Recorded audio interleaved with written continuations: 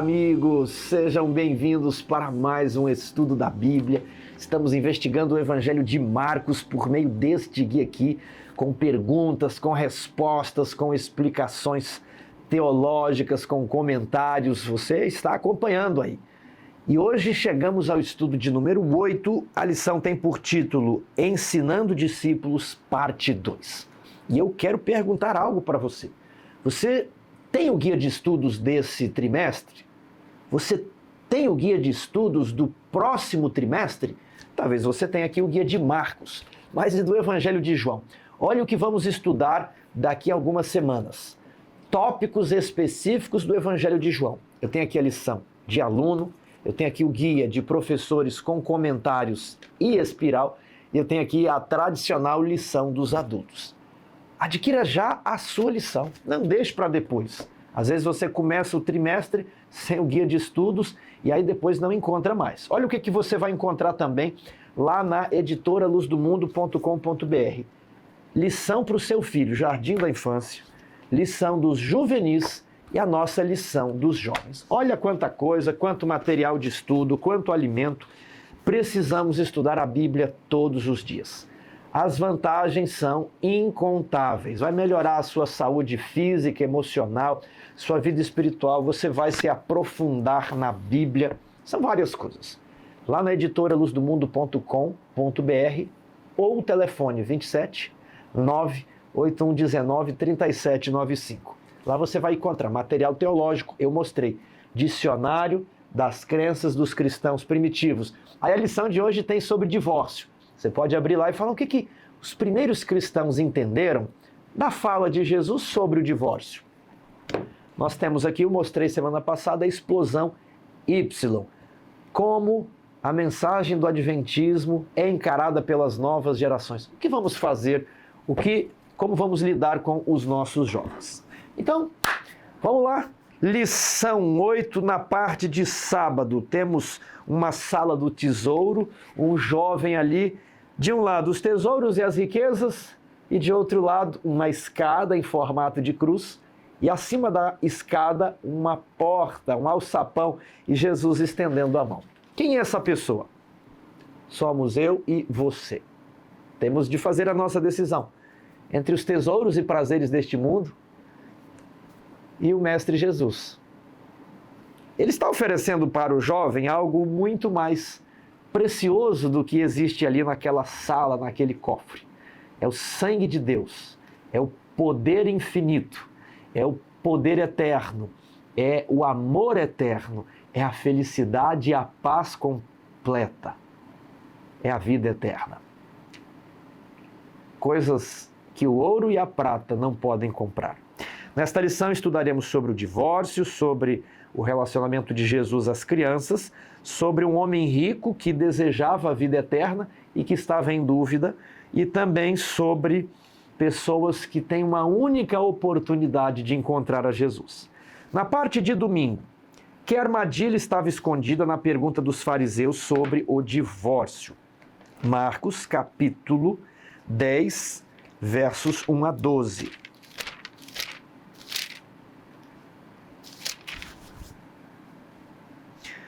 Levantando-se Jesus, foi dali para o território da Judéia, além do Jordão.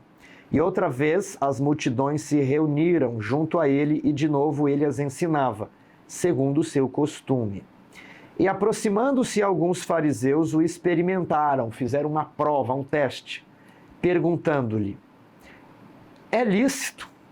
Ou seja, é certo ou é errado? De acordo com a lei, está certo repudiar sua mulher? O que é repudiar a mulher? Dar uma carta de divórcio, dar um documento e falar: eu te libero aqui dessa união conjugal, você não é mais a minha esposa e vai embora, não vou mais te sustentar, faça o que você quiser da sua vida. Então, Senhor Jesus, perguntaram alguns fariseus, é certo ou é errado repudiar sua mulher? Jesus lhes respondeu: que vos ordenou Moisés? Aqui está o X da questão. Vamos lá. Tornaram eles. Moisés permitiu. Olha só, Moisés não ordenou. Moisés permitiu. Permitiu o quê? Lavrar carta de divórcio e repudiar a mulher. Mas eles não contextualizam em qual situação Moisés permitiu carta de divórcio e repudiar a mulher. Vamos prosseguir. Mas Jesus lhes disse: por causa da dureza do vosso coração, é que Moisés deixou escrito esse mandamento. Porém, desde o princípio da criação, Deus os fez homem e mulher. Por isso, deixará o homem a seu pai e a sua mãe, e unir-se-á à sua mulher. E com a sua mulher serão os dois uma só carne. De modo que já não são dois, mas uma só carne. Então Jesus falou assim, olha, Moisés permitiu, mas não era esse o plano original de Deus. A linguagem de Mateus 19 é, não foi assim desde o princípio. E Jesus prossegue, portanto, o que Deus ajuntou, não separe o homem. Ou seja, Moisés até permitiu em algumas situações, mas a vontade de Deus é que, quando duas pessoas se tornam uma, que elas jamais sejam separadas. O homem não tem poder para separar algo que Deus reuniu. Em casa voltaram os discípulos a interrogá-lo sobre este assunto. E ele lhes disse, quem repudiar sua mulher e casar com outra, comete adultério com aquela. E se ela repudiar seu marido e casar com outro, comete adultério. Então aqui há a possibilidade da mulher repudiar o marido, do marido repudiar a mulher. Só que Jesus falou, quando acontece esse repúdio, né, da parte do homem e da parte da mulher, e eles se casam de novo, cometem adultério. Deixa eu diminuir aqui. Pronto. Estava muito vento nessa sala. Eu estou na casa do meu irmão e aqui está sendo local provisório para nós gravarmos. Graças à ajuda de alguns irmãos, e as pessoas sabem que eu estou falando para elas, elas sabem quem são. Nós estamos construindo um novo estúdio com muitas surpresas. Muitas, muitas, muitas surpresas. Aquela série lá do canal sobre o santuário, quando Jesus entrou no Santíssimo, nós havíamos respondido várias perguntas, só que esse material estava gravado e nós nunca publicamos. Isso foi há alguns anos, eu não dava conta mais de editar. Agora temos uma pessoa trabalhando conosco, fixo, e ela já editou os vídeos, estão em revisão. O nosso irmão Anderson já iniciou a série sobre o Manual da Igreja, já gravou 5 vídeos, eles estão sendo editados. Então isso aqui é só o começo. O nosso site já está no ar. Eu ainda vou um dia apresentar o site, ele não está ainda com o conteúdo, né? Só está ali a estrutura. Então eu estou prestando aqui, né, um relatório àquelas pessoas que têm nos apoiado, e esse ano de 2024 promete muitas e muitas e muitas novidades. Mas então, vamos lá. Que armadilha estava escondida na pergunta dos fariseus sobre o divórcio? A armadilha era indispor Jesus com Herodes. Como assim indispor? Herodes, ele havia se casado com a mulher do seu irmão. E João Batista já havia recriminado essa união. E por causa disso, João Batista foi preso. Então, se eles pudessem provocar Jesus a se indispor com Herodes, quem sabe Herodes iria mandar prender a Jesus também, não é? Herodes não achava, lá em Mateus capítulo 14, que Jesus era João Batista que havia ressuscitado? Então, quem sabe Herodes ia fazer o serviço 2 vezes, né? Então, a armadilha era indispor Jesus com Herodes. Agora, Tiago, o que podemos falar sobre o divórcio?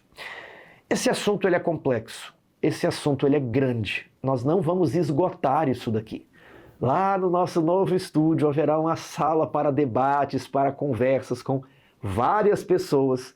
E eu já comentei com alguns amigos que lá sim seria ocasião de marcarmos um programa, igual fizemos na série do Santuário, e conversarmos sobre o divórcio, né? Hoje eu preciso apenas fazer um resumo. Existem dentro do cristianismo várias interpretações. Essas interpretações são baseadas lá em Mateus 5:32 e Mateus 19:9, no ensinamento de Jesus. Então, o divórcio, quem sabe, seria permitido por causa de adultério, infidelidade após o casamento. Então, não há possibilidade de divórcio, segundo Marcos 10, Mas Jesus fala, né? A não ser por causa de relações sexuais ilícitas. E aqui que está o problema. Que relações sexuais ilícitas seriam essas? Alguns interpretam, são relações sexuais ilícitas após o casamento, um caso de adultério. Outros vão dizer assim, não, relações sexuais ilícitas quer dizer que a mulher não era virgem e o marido se casa e depois do casamento ele descobre. Perceba como relações sexuais ilícitas podem assumir várias interpretações. Outros ainda dizem o seguinte, não é nada disso. Relações sexuais ilícitas aqui é o caso de incesto. Isso está previsto lá em Levítico 18. Não descobrirás a nudez do teu tio, da tua tia, do teu pai, da tua mãe, do teu filho. Então, às vezes, você tem um casamento de incesto, é uma relação sexual ilícita, há a possibilidade de um divórcio segundo a permissão de Jesus. E outros dizem assim, ainda que haja entendimento de que as relações sexuais ilícitas ali abranjam problemas antes do casamento, depois do casamento ou uma relação de incesto, o novo casamento estaria vedado. Então, uma situação é o divórcio e a outra situação é o novo casamento. Até a Idade Média, até a época da Reforma, a ideia de divórcio por adultério não era comum. Essa ideia ela é trazida pela Reforma Protestante. Então, não haveria possibilidade de divorciar em nenhuma hipótese, a não ser por causa de relacionamentos extraconjugais. E a justificativa seria Mateus 5:32. Vamos dar uma lida aqui. Eu, porém, vos digo, qualquer que repudiar sua mulher, exceto em caso de relações sexuais ilícitas, a expõe a tornar-se adúltera. E aquele que casar com a repudiada comete adultério. Então, olha só, ele pode repudiar, mas e a pessoa repudiada pode casar? Não, porque seria, né, um caso de adultério. Então, a vítima não. A parte culpada receberia a carta de divórcio e não poderia se casar novamente. E quem se casar com a parte culpada, ele também seria culpado de adultério. O outro texto de Mateus é Mateus 19. Mateus 19, verso 9. Vamos lá. Então, Mateus que não chega aqui. Mateus 19, verso 9. Eu, porém, vos digo, quem repudiar sua mulher, não sendo por causa de relações sexuais ilícitas, e casar com outra, comete adultério. E o que casar com a repudiada, comete adultério. Qual foi a reação dos discípulos? Mestre, se essa é a condição do homem relativamente à sua mulher, então não convém casar, né? Esse negócio está muito difícil.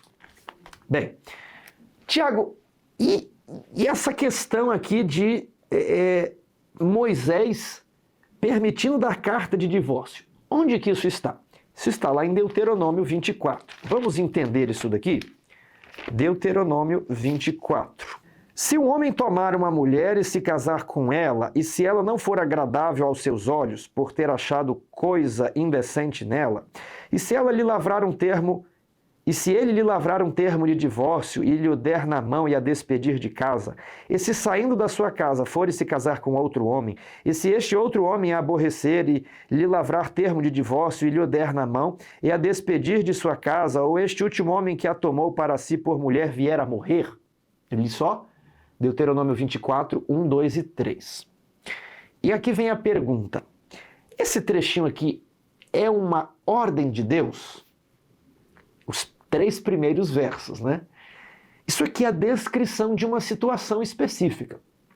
A legislação mosaica pode ser classificada em comandos apodíticos e comandos casuísticos. Comandos ou mandamentos apodíticos e comandos ou mandamentos casuísticos. O que são os apodíticos? São aqueles que você não tem uma objeção contra eles. Eles valem sempre, em todo e qualquer lugar. Como assim? Não matarás, ou honra teu pai e a tua mãe. Isso é para valer sempre, a todo e qualquer tempo. Porém, na legislação mosaica, existem também os mandamentos casuais ou casuísticos, condicionais. Como que era isso? Por exemplo, a escravidão. A escravidão era um mandamento de Deus? Não. Deus mandou que as pessoas fossem escravizadas? Também não. Mas ele regulamentou. Então, havia práticas incorretas no meio de Israel. E a lei de Moisés, que é a lei de Deus dada por intermédio de Moisés, não tinha o propósito de eliminar todos os erros ou práticas erradas. Porém, essa legislação fez o seguinte: para não virar bagunça e a situação piorar, eu vou regulamentar o que Israel já está fazendo e que não é plano de Deus. A prática da escravidão já era comum, então vem uma lei de como o escravo deveria ser tratado, com uma dignidade superior ao que era praticado na época. O divórcio era praticado entre os israelitas. E aqui é colocado uma situação que você não encontra em Deuteronômio 24 um comando para o divórcio, mas você encontra uma situação.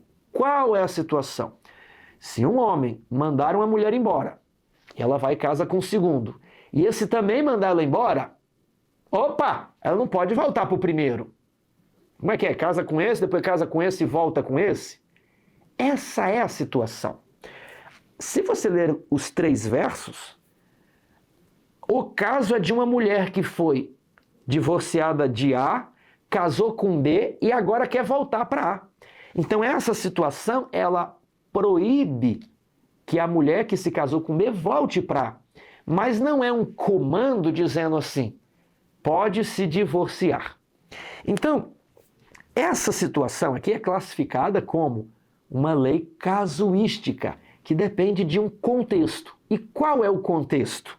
O contexto é o que eu acabei de explicar. Por isso que eu li com vocês. Eu vou voltar agora em Marcos e vou ler a pergunta dos fariseus. Aproximando-se alguns fariseus o experimentaram.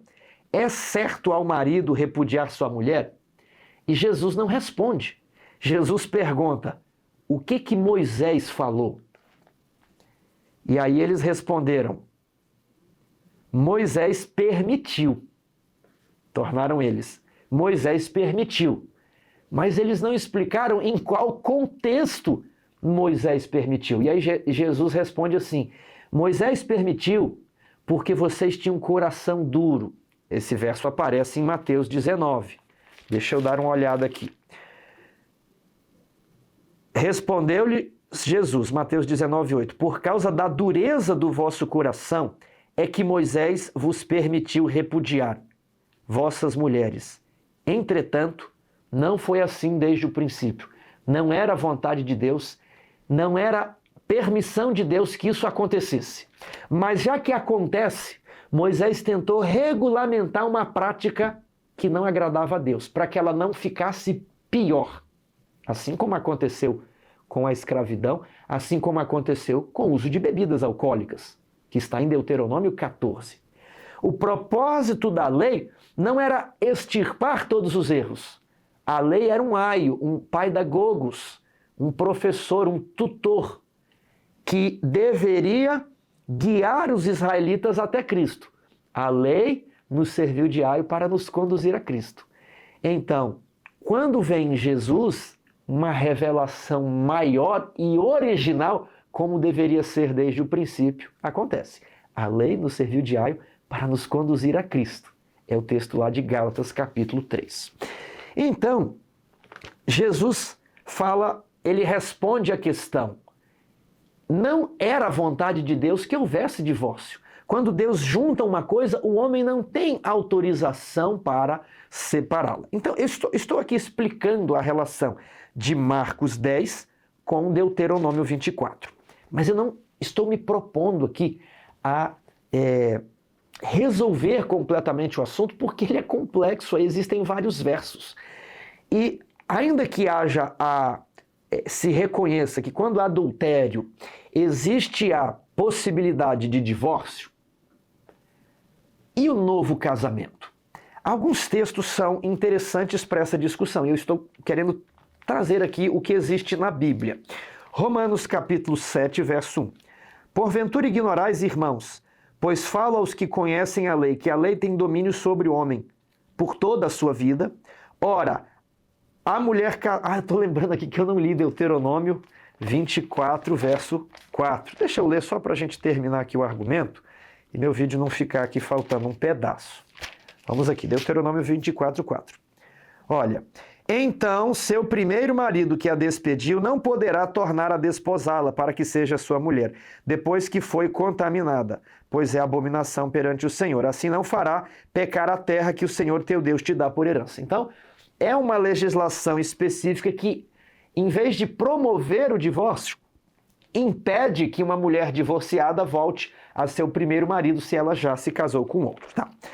Agora, os textos de Romanos estão falando sobre outra situação.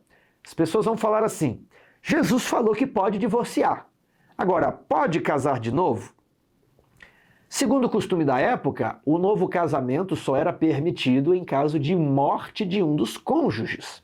Vamos acompanhar aqui, Romanos 7, verso 2. Ora, a mulher casada está ligada pela lei ao marido enquanto ele vive, mas se o mesmo morrer, desobrigada ficará da lei conjugal, de sorte que será considerada adúltera se, vivendo ainda o marido, unir-se com outro homem. Porém, se morrer o marido, estará livre da lei e não será adúltera se contrair novas núpcias. Então, alguns argumentam aqui, olha, ainda que houve o divórcio, se o marido está vivo, ela não pode casar-se novamente. Apenas quando um dos cônjuges morrer é que o outro estará livre da lei conjugal. 1 Coríntios capítulo 7, verso 10, diz o seguinte: Ora, aos casados ordeno não eu, mas o Senhor, que a mulher não se separe do marido. Se, porém, ela vier a separar-se, que não se case ou que se reconcilie com seu marido, e que o marido não se aparte de sua mulher. Então, não deve se separar. Se separar, não se case. Qual é, Tiago, a posição da Igreja Adventista do Sétimo Dia e de muitas outras igrejas protestantes? O divórcio é um laço indissolúvel. Todavia, quando uma parte é culpada, ela viola os votos matrimoniais, tendo contato físico, praticando o ato físico de adultério, a parte inocente pode pedir o divórcio e pode se casar novamente. Porém, se a parte inocente não se casar, a parte culpada não estará livre para se casar novamente. Então, esse é um detalhe importante. A parte culpada do adultério só poderia se casar novamente se a parte inocente primeiramente contraiu novas núpcias, Então, essa é a interpretação da Igreja Adventista. Ela entende haver possibilidade do divórcio em caso de adultério e novo casamento para a parte inocente. A parte culpada só pode se casar após o casamento da parte inocente. Outras denominações, eu trago aqui o exemplo dos anabatistas e também da Igreja Adventista Movimento de Reforma, não se entende a possibilidade do novo casamento. Então eu mostrei que o assunto é complexo, a gente poderia ficar falando sobre ele aqui durante horas. Eu não vim resolver o assunto, mas eu vim mostrar quais são os versos bíblicos relevantes ao debate, qual é a posição da Igreja Adventista. Vou repetir mais uma vez para você não ficar confuso. A Igreja Adventista não é favorável ao divórcio. Ela entende que só deve existir o divórcio em caso de adultério. E novo casamento para a parte inocente. Se a parte inocente não se casar, a parte culpada não ficaria livre para o novo casamento. E, Tiago, em casos de abuso, de gritos e espancamento, aí a pessoa poderia se separar, mas não poderia se casar de novo. Essa separação, eu vou usar agora a linguagem da lei brasileira, essa separação não é o divórcio. O divórcio, ele encerra o relacionamento matrimonial, o vínculo, mas a separação não. A separação você permanece casado, mas não convive, não vive junto, Você evita ali a violência. E na separação não há uma oportunidade de um novo casamento. Tudo isso tem se tornado muito polêmico hoje em dia, porque na sociedade, às vezes até dentro da igreja, estão ocorrendo muitos casos de divórcios sem ou fora da cláusula de exceção que Cristo afirmou e fora também da interpretação da igreja e do manual da igreja. Então, que nós possamos preservar o nosso casamento. Aqui vem o rodapé. Como fortalecer os casamentos na igreja e ajudar aqueles cujo relacionamento foi desfeito? Primeiramente, parar com esse negócio de abraço na igreja. Esse negócio, vamos agora todo mundo abraçar todo mundo. Homem casado não deve ficar abraçando mulher casada ou solteira, né? E mulher não deve vir abraçar. Que se cumprimentem, mas sem ficar abraçando. Primeiramente, cuidado com esse contato físico. E às vezes ele é promovido do púlpito. Vamos abraçar todo mundo. Quantas igrejas eu já vi os espertalhões lá, né? Ah, agora está liberado, vou abraçar as novinhas, as jovens ali da igreja e vou abraçar a mulher do pastor, do não sei o quê. Então, isso não é salutar, ok? Muitas pessoas ainda se aproveitam disso. E eu, como ancião, já ouvi muitas reclamações. Depois, um homem casado ou uma mulher casada não devem dar carona para pessoas do outro sexo, não devem ficar em quartos sozinhos, não devem ficar conversando no WhatsApp, ainda mais conversar de noite.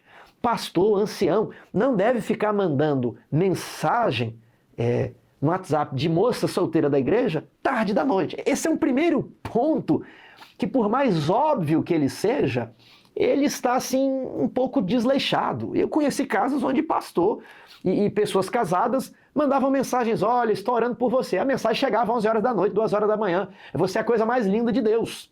Essa linguagem dúvia, ela deve acabar.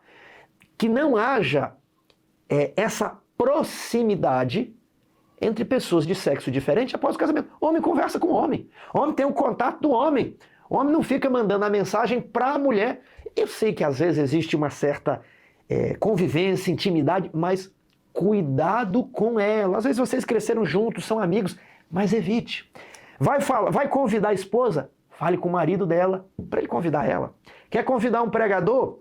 Às vezes, fale com a esposa para falar com ele. Isso a gente vai evitando o perigo. Quantos casos de homens fiéis pregadores você já não conhece? Que caíram. Isso. Se esses homens pregadores cheios do Espírito Santo escorregaram numa casca de banana, né? O que já não pode acontecer com muitos outros? Então, cuidado. Primeiramente, cuidado. Depois, leia o livro Lar Adventista. Aprofunde em bons materiais de relacionamento. Promova boas palestras. O encontro de casal ele não pode ser só para comer e ter relação sexual lá no hotel. Não é para isso, né? Uma vez eu fui no encontro de casais e o palestrante falou, eu sei porque vocês estão aqui. Ninguém veio ver palestra, né? Vocês vieram para ter as suas intimidades. E por mais que isso aconteça e seja salutar que o casal viaje e tenha o seu momento, às vezes longe dos familiares, longe dos filhos, os casais precisam ter um tempo. Ah, mas que diferença faz? Faz diferença sim. Um outro lugar, um outro ambiente, vocês ali andando de mão dadas, isso é importante. Às vezes a pessoa se casa, esquece dos primeiros carinhos. Ele nem beija mais a esposa. E ele quer ter o relacionamento sem dar o beijo na esposa. Ele não tem mais aquela conexão, aquela paixão que é despertada por um beijo. Isso aqui é importante. Então, não se esqueça do companheirismo. Não se esqueça das primeiras atenções. Às vezes, abrir a porta, ser gentil, né? Minha esposa não gosta de flores, então, né, às vezes sua esposa gosta de flores, mas a minha acha que não é o perfil dela. Mas talvez o perfil da sua esposa talvez o perfil é de abrir a porta, ser gentil, andar de mão dadas. Hoje é a lua cheia, eu estou gravando hoje, eu já falei, olha, hoje à noite eu quero ali andar um pouquinho para ver a lua cheia, o jornal falou, super lua azul, né? Então, lembre-se do companheirismo. O casal, sobretudo, deve ser um casal de amigos. Depois vem a parte sexual, depois vem as outras coisas, mas eles são amigos. Então, resumindo o que eu falei aqui, cuidado com o contato, as conversas, os abraços na igreja, né? Fazer santa ceia, pelo amor de Deus, misericórdia, isso não pode ter. Uma santa ceia, homem casado, fazer santa ceia com outra mulher. Não pode. Se é casado, você faz com a sua esposa. tudo bem? Né? Vamos procurar evitar a aparência do mal. Né? Cuidado. Cuidado. A minha orientação é no sentido de cuidado, seja mais atento. Vamos evitar. Se existe outro meio, vamos tentar evitar, ok? Então, evite, estude, ore junto, confessem os pecados uns aos outros, procurem se ajudar uns aos outros. Né? Leia o Lar Adventista, bons livros de relacionamento, porque existe muito humanismo por aí. Cuidado com o humanismo. E resgate as primeiras atenções. Eu acho que era isso que eu tinha para considerar aqui na parte de domingo. Vamos para a segunda-feira. Jesus e as crianças. O que Jesus fez pelos que levaram as crianças até ele? Bom, já que eu toquei nesse assunto aqui do casamento, é o seguinte. Lá no mês de setembro, eu decidi fazer uma lua de mel com a minha esposa. Quando nós nos casamos, nós não tivemos lua de mel assim. A gente dormiu uma noite fora, acho que dormimos 2 noites fora e logo tivemos que vir para o trabalho. Eu tinha situações familiares que precisavam de mim. Então, assim, eu não fiz uma viagem, nada. Hoje nós temos 3 filhos. Eu vou contar outra novidade para vocês. A Fernanda está grávida, então, no final do ano, chegará o nosso 4º bebê, né?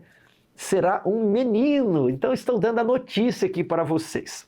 E antes da gente saber que a Fernanda estava grávida, aliás, eu acho que antes dela engravidar, nós planejamos uma lua de mel, aí, um passeio de uns 20 dias. Ocorrerá ali no final de setembro, início de outubro. Eu não sei como eu vou gravar as lições, mas eu vou dar um jeito. Ou eu gravo de uma outra maneira informal, vocês vão me perdoar. Eu estou gravando hoje, irmãos, eu estou com muita mudança na minha vida. Eu me mudei, eu estou aqui até na casa do meu irmão gravando, reforma, são muitas novidades aí. A esposa está grávida, tem essa viagem. Então a Editora Luz do Mundo vai dar uma pausa e eu vou talvez gravar com celular, mas é por isso que eu não consegui fazer a abertura. Eu comecei a fazer a abertura ia ter 1 minuto. Aí eu não consigo concluir, eu estou assim muito apertado de tempo. E aí, é por isso que eu falo, vai vir muita novidade, mas eu estou fazendo assim no tempo que eu posso. A gente trabalha assim até 10, 11 horas da noite, todos os dias, sem parar, para que a gente consiga produzir material, produzir livros. Então eu estou aqui, estou animado. Às vezes bate aquele desânimo, mas eu oro ao Senhor. Senhor, ajuda na minha falta de fé. E Deus está fazendo esse ministério avançar, prosperar. Obrigado a você que tem ajudado. Olha, só o céu vai poder revelar o quanto vocês nos ajudaram. Então, se você puder, programe uma lua de mel com a sua esposa. Eu falei da minha para explicar que eu vou faltar uns dias aqui, mas às vezes fazer um passeio faz muita diferença. Está casado aí 20, 30 anos e às vezes as primeiras atenções foram esquecidas. Faça um passeio, nem que seja um fim de semana, vá dormir num hotel, num outro lugarzinho, numa pousada, né? Alugue o sítio aí do seu primo, de alguém, peça uma casa emprestada, mas valorize o seu cônjuge e que Deus possa abençoar o seu casamento. Segunda-feira, Jesus e as crianças. O que Jesus fez pelos que levaram as crianças até ele? Indignou-se, né? Jesus falou, deixai vir a mim os pequeninos, e os abençoava. Os discípulos viam que Jesus não tinha tempo para comer. Eu gosto tanto daquela música. Entra, mestre, descansa um pouco, estás cansado, estás sedento e rouco, dormiu, me deixando só. Né? Ou seja, a multidão estava lá fora e a música é narrada na pessoa que abriu a porta de Jesus. Jesus entrou e falou assim, faz um lanche aqui, tem um sofá ali, descansa. Aí quando ele vai conversar com Jesus estava tão cansado que Jesus dormiu e roncou. E a pessoa fica olhando para Jesus. O que será que Jesus está sonhando? Sonha com o céu ou sonha com a cruz? E essa história essa música, né, essa pequena história cria um ambiente de como era o dia a dia de Jesus. Como ele era ocupado. A música é do Estênio Márcios. Eu acho que o título é Alguém Como Eu. Depois você procure aí. Mas essa música cria um ambiente de como Jesus era ocupado. As pessoas estavam dentro da casa, ele não tinha sequer tempo para comer, viajava de barco para um lugar tranquilo e aí a multidão ia atrás. E aí algumas mulheres foram ali com as crianças e os discípulos, olha, pelo amor de Deus, ele já atendeu os doentes, mas criança não! Criança não entende nada! Criança está no colo, um bebezinho ali, né, com fralda suja, gorfando, e aí Jesus vai pegar, vai sujar o manto do Senhor. Ele tem muito trabalho. Criança não entende isso aqui. Eu até entendo a posição dos discípulos. Quantas secretárias de pessoas importantes, de empresários, pessoas públicas, recebem uma quantidade de pessoas querendo falar ali e a pessoa não tem tempo. Às vezes a secretária tenta ficar filtrando, e os discípulos tentaram filtrar. Mas Jesus os repreendeu. Jesus falou, pode ser assim no mundo, mas não deve ser assim no reino dos céus. Eu tenho tempo para todos, inclusive para os que mamam no peito, porque da boca dos pequeninos que saíram do peito, daquelas criancinhas inocentes, vem o perfeito louvor, o puro louvor. E Jesus disse, se vocês quiserem entrar no reino dos céus, vocês precisam se tornar como essas crianças. Elas são puras, não são hipócritas. Elas são sinceras, transparentes, dispostas a aprender, dispostas a perdoar. Elas são como barro mole, são maleáveis. Nós adultos temos tantas manias. Nós adultos, depois que passamos dos 20 e 30, diz que se o homem não casou, ele começa a ficar muito exigente. E é verdade. Porque ele começa a se acostumar com aquela rotina e ele não quer mais ser flexível. Mas a criança está disposta a abrir mão de tudo. Então, que nós possamos saber que Jesus recebe a todos. Inclusive o pior dos pecadores. Pode receber você. Talvez você adulterou. Talvez sua esposa não sabe. Talvez a culpa está consumindo a sua alma. Jesus pode receber. E ele vai transformar a sua mente na mente de uma criança. E você será apto novamente ao reino dos céus. Em segundo lugar, precisamos investir nas novas gerações. Jesus abençoou aquelas crianças. Talvez quando cresceram, a mãe falou, sabe quem abençoou você? Deus. Deus em forma humana veio aqui na terra e abençoou você, pegou você no colo. Eu tenho uma foto aqui, na época não tinha foto, hoje nós temos foto, né, da apresentação das crianças. Então, não deixe o seu filho de qualquer jeito. Criar filho é fácil, difícil é educar. Pôr no mundo até que é fácil. Mas é preciso investir. Como você está investindo? Eu mostrei na semana passada livros de histórias, este aqui. 111 histórias. As crianças às vezes não entendem um sermão, mas elas entendem aspectos concretos, histórias de missionários. Isso aqui para você utilizar na adoração infantil. Isso aqui para você utilizar nos desbravadores, nos aventureiros. Esse aqui é mais para os aventureiros. Esse aqui é mais para os desbravadores, um clube de leitura. História dos reformadores. Esse aqui pega os dois. Tem para crianças mais novas e tem para crianças acima de 10 anos. Então veja lá na Editora Luz do Mundo, invista no seu filho. Às vezes, ele não capta o sermão, leve um livrinho ali para, em vez dele fazer bagunça, dá um livrinho para ele. Fala, filho, hoje o sermão não é dos melhores, mas se concentre aqui em alguma história. Tudo bem? As crianças precisam de história. Não vamos passar a falsa impressão para as crianças de que devem renunciar tudo quanto faz a vida agradável. Precisamos brincar com os filhos.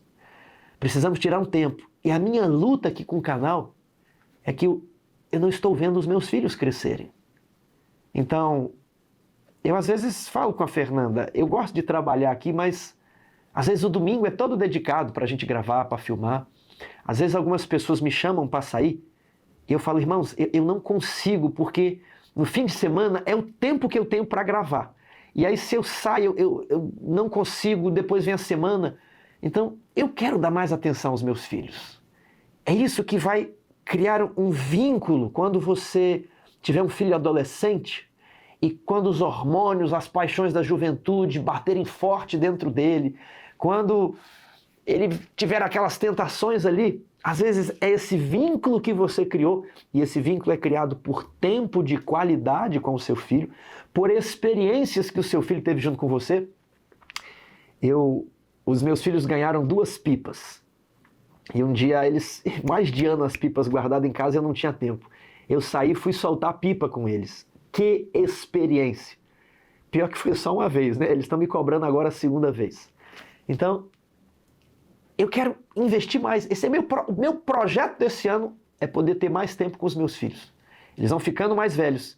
E às vezes eles pedem, pai, deita aqui, conte uma história quando o senhor era jovem. Nós precisamos criar esse laço. Porque se você não cria esse laço, esse vínculo, ele vai criar esse vínculo com os amigos da juventude, que o afastam da igreja e o levam para o mundo, e ele não quer mais saber de... Aí não adianta dar mais livro, aí não adianta, meu filho, tem aqui a história dos reformadores, aí não adianta. Ah, Tiago, conversa com meu filho, aí não adianta mais. Não dá para desfazer em meia hora o que não foi feito ao longo de anos. Invista nas novas gerações agora.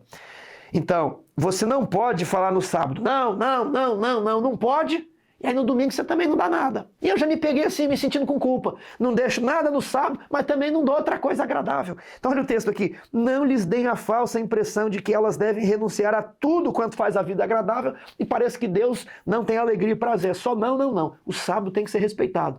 Mas dê momentos de alegria no sábado à noite, no domingo, em um dia de feriado, né?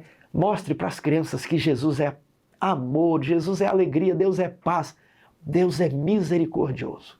Seu filho vai errar. Como lidar com seu filho? Eu já lidei com os meus com mão de ferro, explodindo, gritando, não faça isso, eu já falei 1000 vezes.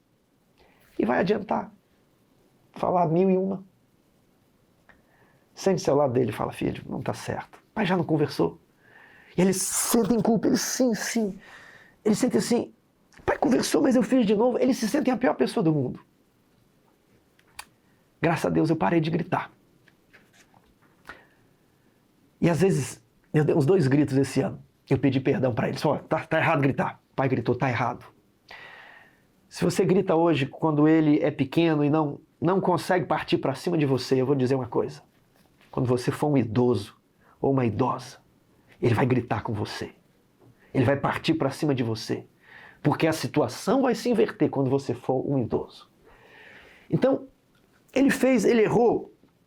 Fala, filho, existe o erro de mão levantada, que é aquele erro assim, doloso. Ali é surra, ok?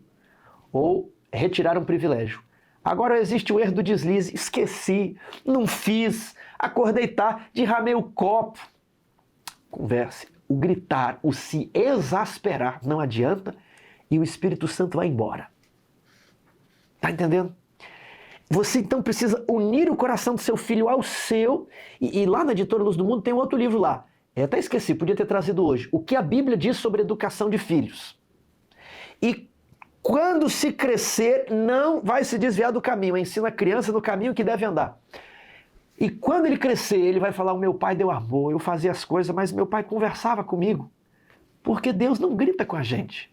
Quantas vezes você errou? Deus não se exasperou. De novo, Tiago, você está errando. Já pensou se Deus nos tratasse assim? Mostrem que Deus é sério. A lei dele tem que ser obedecida. Mostre santidade ao Senhor. Mas não lhes deem a falsa impressão de que elas devem renunciar a tudo quanto é agradável, porque Jesus é amor. E Jesus disse, deixai vir a mim os pequeninos, porque dos tais é o reino dos céus. Terça-feira, o melhor investimento. Que lições essenciais sobre a fé e o custo do discipulado para qualquer pessoa, rica ou pobre, são reveladas em Marcos 10, 17 a 31. E pondo-se Jesus a caminho, correu um homem ao seu encontro e, ajoelhando-se, perguntou, bom mestre, que farei para herdar a vida eterna? Olha só como ele apreciava Jesus. Ele se ajoelhou e falou, mestre, eu quero a vida eterna. O que eu preciso fazer? A pergunta dele não está errada. Os anjos têm a vida eterna porque se mantêm fiéis a Deus.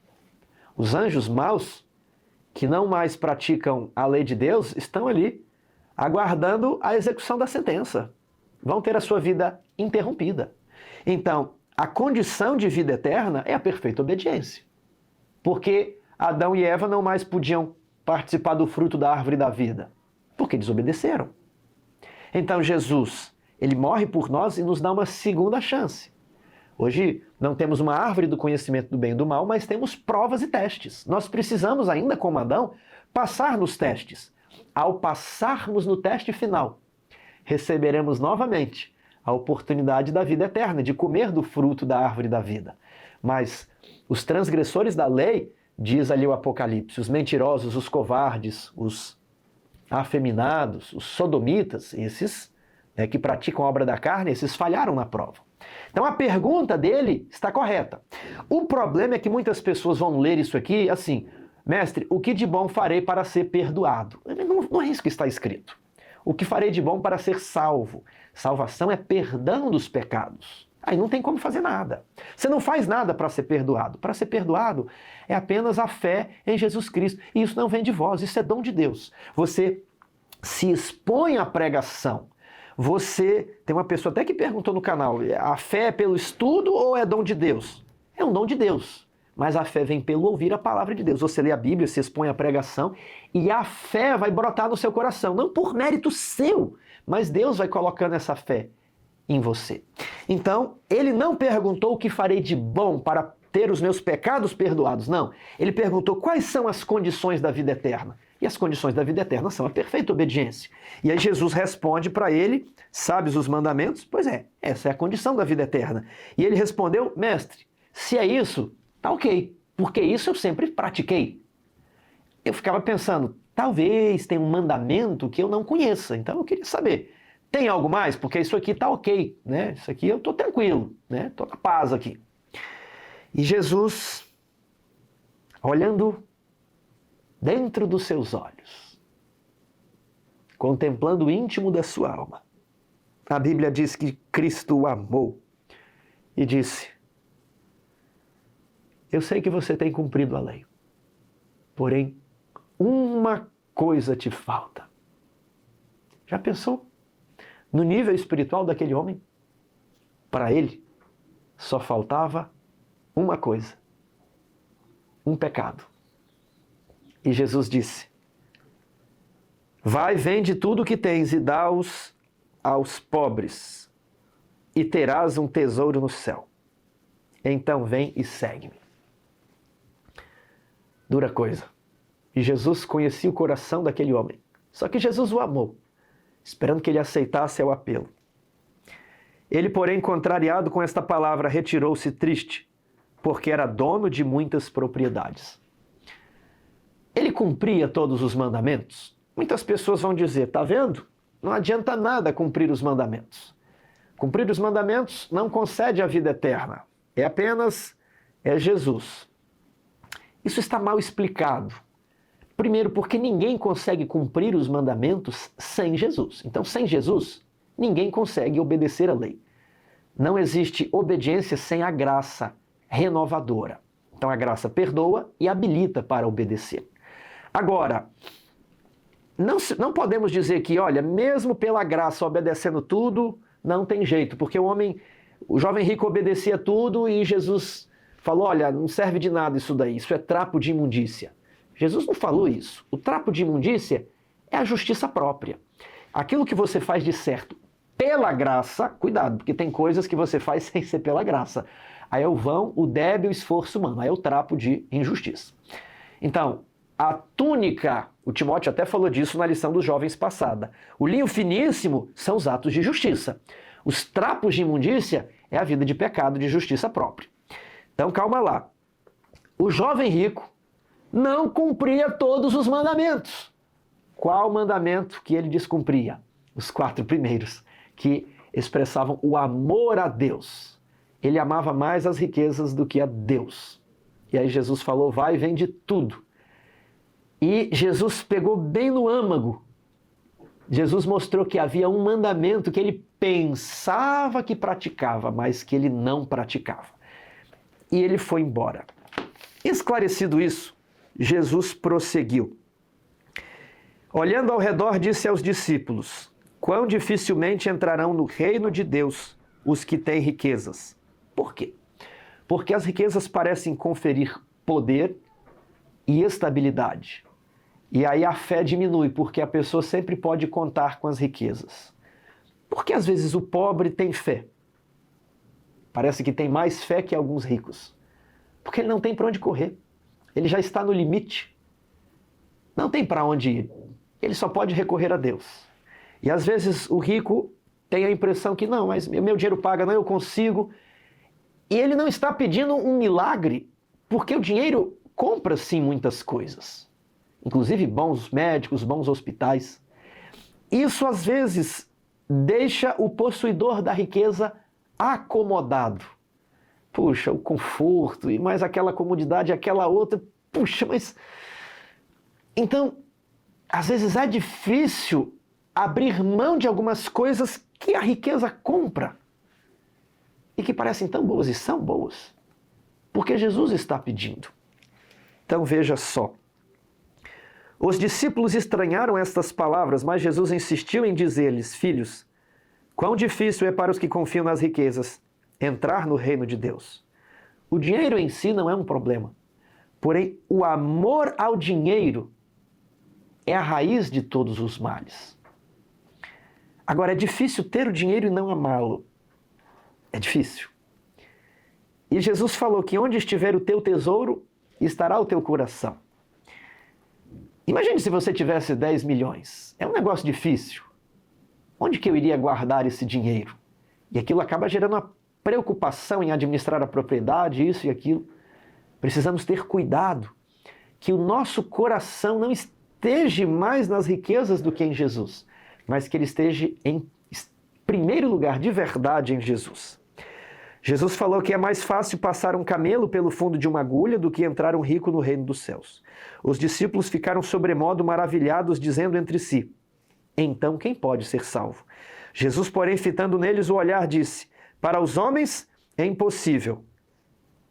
Contudo, não para Deus, porque para Deus tudo é possível. E aí Jesus passa a falar, deixa eu ver se já é na parte... Não. Jesus, vou ler aqui, é muito bonito, vamos lá. Pedro começou a dizer-lhe: Senhor, nós deixamos tudo e te seguimos. A gente não era rico, éramos pobres. Deixei os barcos, deixei as redes, deixei a mercearia, deixamos a família. E o que Jesus falou? Isso é trapo de imundícia, isso não vale nada, Pedro. Para com isso, não te iluda. Não, olha, a resposta foi positiva de Jesus. Em verdade vos digo que ninguém há que tenha deixado casa ou irmãos, ou irmãs, ou mãe ou pai, ou filhos, ou campos por amor a mim e por amor do Evangelho. Ninguém ficará sem recompensa. E ele já receberá no presente o cêntuplo de casas, irmãos, irmãs, mães, filhos e campos com perseguições. E no mundo por vir, a vida eterna. Porém, muitos primeiros serão últimos, e os últimos os primeiros. Aí passa já para a parte de quarta-feira. Há uma recompensa aqui na terra. Aqueles que deixaram tudo neste mundo para seguir a Jesus receberão a recompensa no céu, sim, mas recebem primeiro a recompensa aqui na terra. Vamos para a quarta-feira. Vocês podem beber do meu cálice. Marcos 10, 32 a 35. Jesus explicou que seria entregue aos principais sacerdotes, aos escribas, e eles o condenariam à morte e o entregariam aos gentios. Hão de escarnecê-lo, cuspir nele, açoitá-lo e matá-lo, mas depois de 3 dias ressuscitaria. O que revela a contínua falta de conhecimento dos discípulos quanto à missão de Jesus é o significado de segui-lo. Os discípulos estavam espiritualizando as coisas literais e literalizando as coisas espirituais. Quando Jesus falou que ia morrer, eles pensaram: não, mas não deve ser literal, que ele vai reinar aí, ele vai ocupar o trono de Davi, vai desbancar os romanos. Então isso aqui não é literal. Talvez ele vai sofrer, mas esse assim, depois de 3 dias ressuscitará, é assim, ninguém pensava que ele ia sair da cadeia. Depois ele acabou conseguindo sair, deu um... não quero dar um golpe não, porque o rei não dá um golpe, né? Ele aplicou ali uma estratégia e conseguiu então ocupar o trono. Então ele fala essas coisas, mas talvez é para externar que vai ser difícil, mas ele vai conseguir. Isso que significaria o ressuscitar. Então eles estavam espiritualizando uma profecia literal. Outro problema é que quando Jesus falou cuidado com o fermento dos fariseus, eles literalizaram a lição espiritual. Se os discípulos fizeram isso, não corremos o mesmo risco de literalizar profecias simbólicas e simbolizar, espiritualizar ensinos literais. Esse foi o problema. E aí Tiago e João pediram para Jesus: Senhor, depois que o Senhor ressuscitar aí, né, conseguir vencer tudo e fundar o teu reino, o Senhor vai ter que distribuir os cargos. E o Senhor só tem dois lados. Alguém vai ter que sentar de um lado e do outro. Então, assim, não é que a gente quer assim, que os outros sejam em segundas posições, mas se alguém vai ter que sentar, podia ser a gente. Eles esperavam: ó, rapaz, você teve atitude, você teve ousadia, perseverança. Gostei desse aí, gostei. Esse aí vai ser primeiro-ministro. E aí Jesus falou o seguinte: olha, vocês não sabem para onde eu estou indo, eu expliquei, vocês estão espiritualizando. Vocês podem beber o cálice que eu vou beber? Eles: sim, sim, podemos beber, né? Vamos lá, estamos contigo até o fim. E é interessante, Marcos foi o primeiro a morrer, bebeu do cálice. João não morreu de morte matada, morreu de morte morrida. Mas antes diz a tradição que ele foi mergulhado numa frigideira gigante com óleo fervendo. E saiu de lá ileso. Doeu? Não sei. Mas foi uma prova. O primeiro a morrer e o último a morrer. Aqueles dois homens. Interessante. Agora, o lugar no reino, Jesus falou: isso aí não sou eu que escolhe. É o meu Pai. Já pensou quando Jesus voltar, que lugar você vai ocupar? Eu li isso aqui e falei assim: quem sabe a direita e a esquerda de Cristo? Pessoas como Abraão, Noé, Moisés, Elias. Grandes homens vão ocupar uma posição. Veja só, Moisés era tão grande que ele já está lá no paraíso. Elias também. Enoque também. Então, algumas pessoas, Deus falou: não, você não vai ficar aí não, vem logo para cá. Não sabemos quem foram aqueles que ressuscitaram com Jesus e subiram ao céu quando Jesus também subiu. Mas haverá lugares ao redor de Jesus, mas quem escolhe é o Pai. Qual vai ser o seu lugar? E quando eu estudei isso aqui, eu falei: Senhor, pode me colocar no fim da fila. Eu posso ser o último, mas não me deixa fora do céu, não. Não deixa minha esposa, os meus filhos. Leva todo mundo. Faz o que o Senhor precisa fazer na minha vida para a gente ir para o céu. Eu quero te entregar tudo. Às vezes a gente fica segurando, Senhor, mas não repare nisso não. Pode pegar, Senhor, é teu. Só não deixa a gente de fora do céu. Nem que a gente fique no último lugar. E Jesus ensinou que o maior no outro mundo será o menor neste mundo, a começar por ele. Ele veio para servir. E nós devemos aprender a servir também. Deve haver menos disputa pelos melhores lugares. Deve haver menos exibicionismo. Não eu mais Cristo, seja sempre honrado. Não eu mais Cristo, quero revelar. Não eu mais Cristo em tudo quanto eu faça.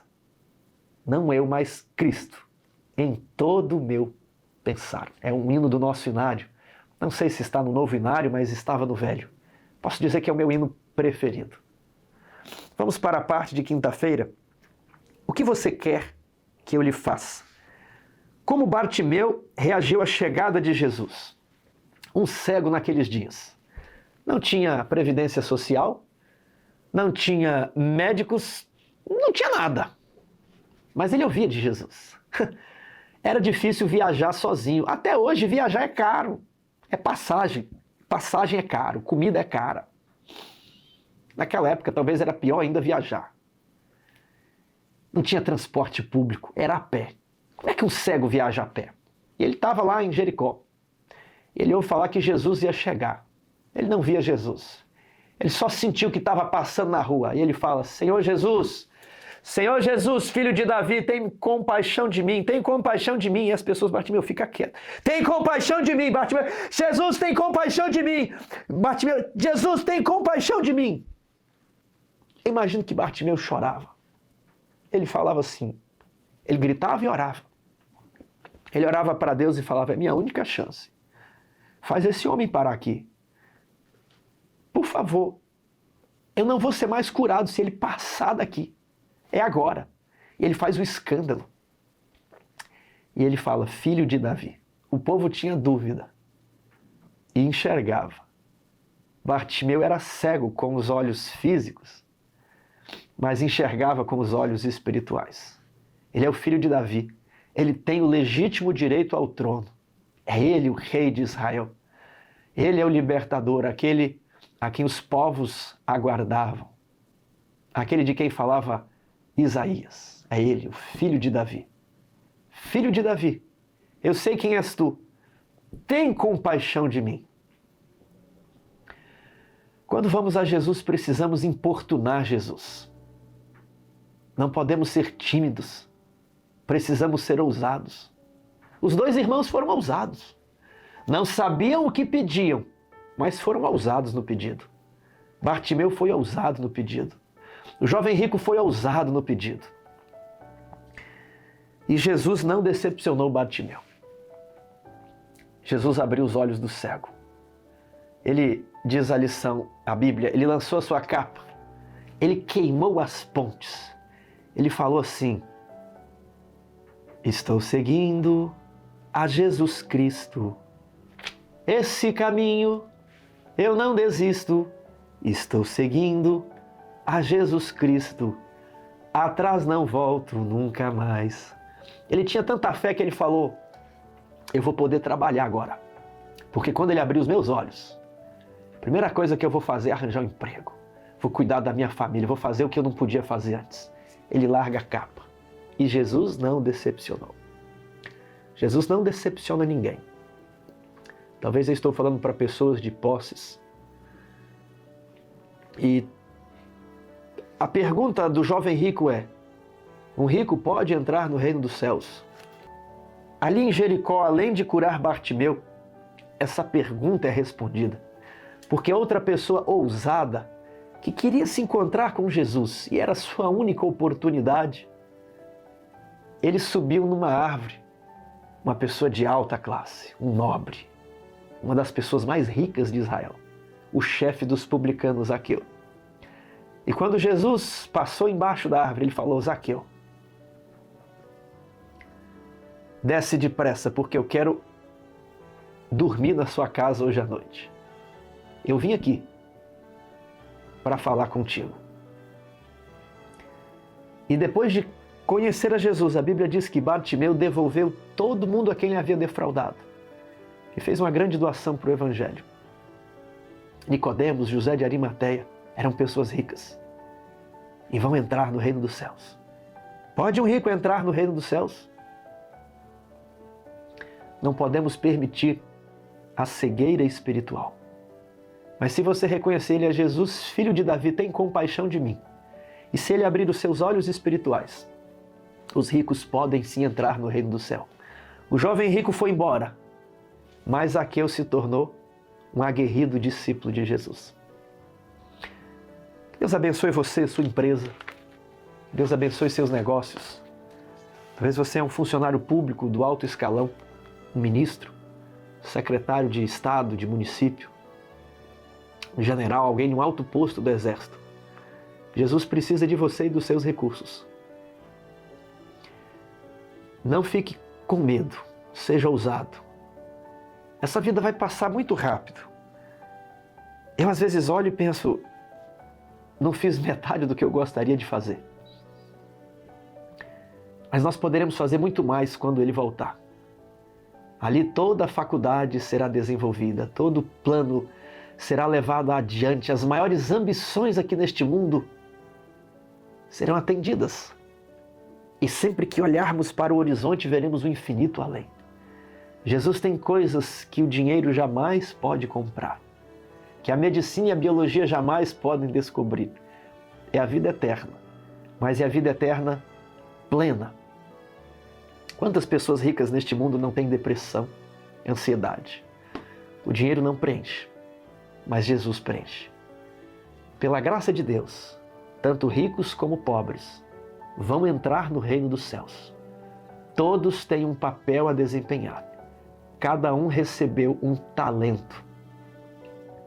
E que você possa multiplicar esse talento para Jesus e colocá-lo à disposição do Evangelho. Que Deus o abençoe. Eu espero você na próxima semana.